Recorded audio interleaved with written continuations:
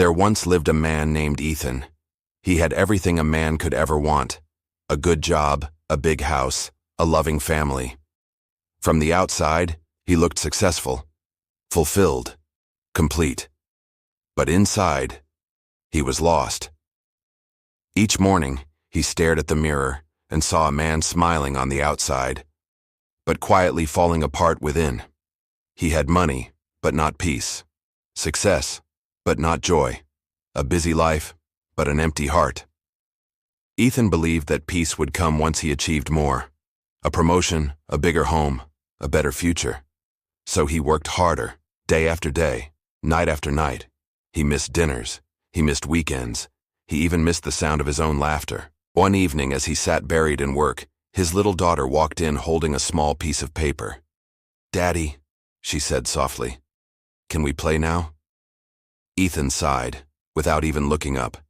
"Not now, sweetheart. Daddy's busy." Her little face fell. She quietly placed the paper on his desk and left the room. Later that night, Ethan finally looked at it. It was a drawing, a picture of their family holding hands under a bright yellow sun, and at the top she had written, "Happiness lives here." Ethan's heart broke. For the first time in years, he realized how far he'd drifted from what truly mattered. The next day, Ethan stopped at a quiet park on his way home. There, on a wooden bench, sat an old man feeding the birds. His face was peaceful, the kind of peace Ethan had been searching for all his life. Ethan sat beside him and asked, "Sir, you look calm.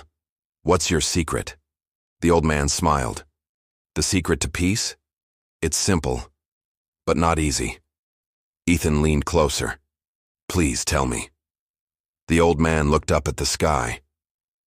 "People chase happiness as if it lives far away, in success, in money, in someone's approval. But peace doesn't live in the future. It lives here."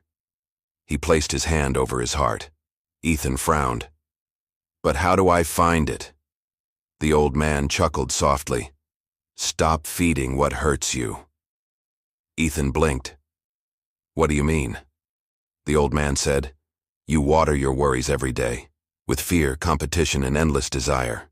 But peace grows only where gratitude is planted." He paused. "Start your mornings by counting what you already have, not what you lack.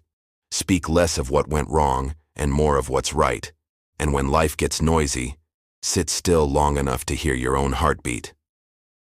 Ethan sat in silence, letting every word echo in his soul. That night, he came home early. He sat beside his sleeping daughter and held her tiny hand.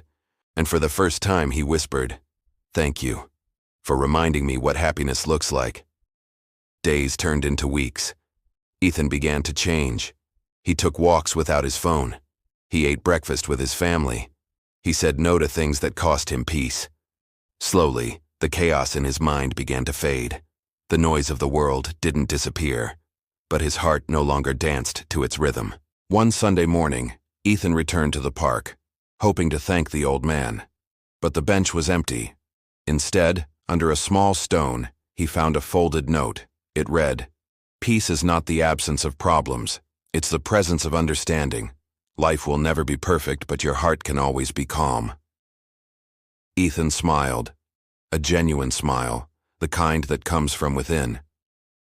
He looked up at the trees swaying gently in the wind, and for the first time in a long time, he didn't feel the need to run anywhere.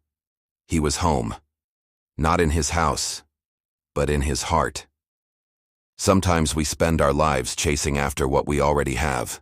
We run after happiness in the next achievement, the next goal, the next someday. But peace begins when you stop running, when you breathe, when you accept that life doesn't have to be perfect to be beautiful.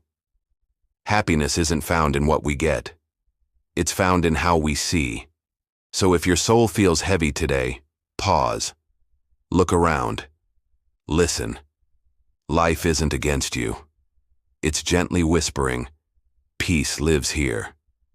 The peace you seek has been inside you all along.